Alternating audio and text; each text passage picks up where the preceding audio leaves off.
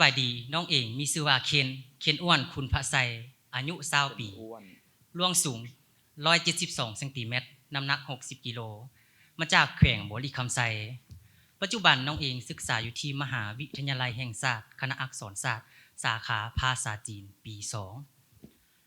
งานอดิเรกของน้องแม่นการไปออกกำลังกายและการไปเที่ยวสถานที่ที่เป็นธรรมชาติความฝันของน้องคือการได้เป็นไกด์นำเที่ยวผู้ที่เป็นคุณภาพคนหนึ่งของประเทศลาวที่น้องลงมาประกวดในเวทีนี้ก็คือ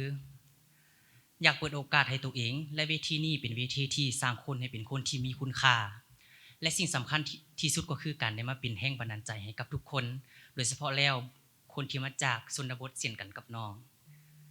และจุดมุ่งหมายที่สำคัญสูงสุดของน้องในชีวิตก็คือการได้รับตำแหน่งมิสเตอร์ยูนิเวิร์สลาว2025ในปีนี้ขอบใจคีย์เวิร์ดที่น้องจะได้รับคือพอเลี้ยงเดียวเริ่มโดยพอเลี้ยงเดียวมันสื่อแม่นสื่อถึงการเป็นคนที่มีความกล้า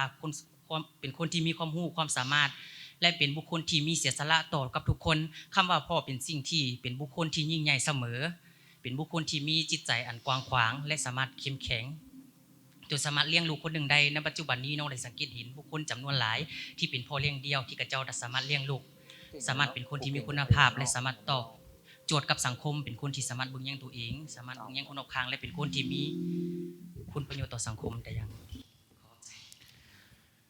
โอเคมีคนจองอยากถามละตอนนี้2 นาทีนะน้องคำถามจากอัยมคำถามจากอัยมป่ะโอเคโอ้ไอ้ก็หลงเห็นมินนี่เกี่ยมแล้วก็เลยว่าแมนแล้วบ่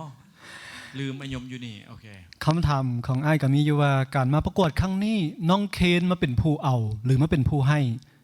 ถ้าให้น้องสิให้อย่างแน่กับองค์กรของการประกวดครั้งนี้ถ้าพร้อมจับเวลา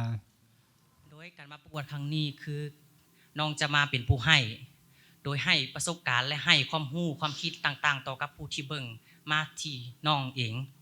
และการให้ก็คือให้กำลังใจให้เป็นคนที่มีความรู้ความสามารถและให้เป็นคนที่เชื่อมั่นในตัวเองและตั้งจุดหมายที่สำคัญของตัวเองอย่างชัดเจนเพราะจุดหมายที่สำคัญคือสิ่งที่จะพาเราไปก้าวสู่ความสำเร็จอย่างแท้จริงขอบใจเอาละวินาทีที่มินนี่รอคอยมาถึงแล้ว2 นาทีในการถามจากคณะกรรมการใช้เวลาให้เกิดประโยชน์น้ำกันมาทุกคนโอเคพร้อมจับเวลามินนี่อยากเห็นตัวเป็นไกด์นำเที่ยวที่เป็นมิสเตอร์ยูนิเวิร์สที่เป็นภาษาจีนข้อหมายก็คือเห็นพวกเป็นนักท่องเที่ยวก็ได้แล้วก็ explain เป็นภาษาจีน example ก็ได้น้อยเดียวน้องเป็นไกด์นำเที่ยวโดย请问你想要什么你想去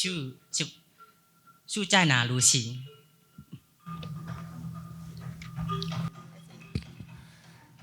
ถ้าน้อง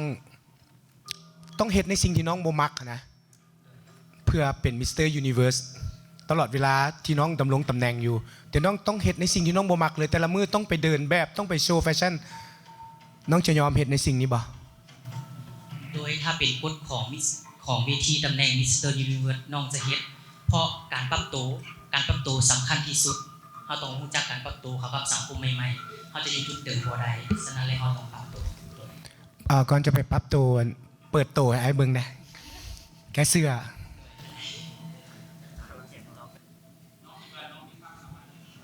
น้องคิดว่าน้องมีความสามารถอย่างเพื่อจะมางัดเพื่อสู้กับอีกหลายๆคนที่เข้ามาประกวดมื้อนี้แสดงความสามารถให้เบิ่งนะโดยความสามารถของน้องก็คือการบ่หยุดพัฒนาตัวเองและน้องเชื่อว่าทุกคนมีความหล่อความสามารถเป็นของตัวเองแต่ความสามารถของน้องบ่หยุดพัฒนาตัวเองและเชื่อมั่นในตัวเองเป็นคนที่มีจิตใจน้ำใจเอื้อเฟื้อเผื่อแผ่ต่อกับทุกคนน้องเชื่อว่าความเอื้อเฟื้อเผื่อแผ่ของน้องนี่แหละที่จะเฮ็ดให้น้องชนะกับทุกคนได้โดยและชนะใจกรรมการได้น้องมันจะจากเปอร์เซ็นต์จากอากิซันน้องมันใจจากเปอร์เซ็นต์มาประกวดในครั้งนี้โดยในมื้อนี้น้องมันใจ 99.99% มันอีก 0.1% แม่น้องกับโยฮันมันเบานั่นแหละว่าซั่นโอเคหมดเวลาเอาละขอบใจหลายๆน้องเคนขอให้น้องโชคดี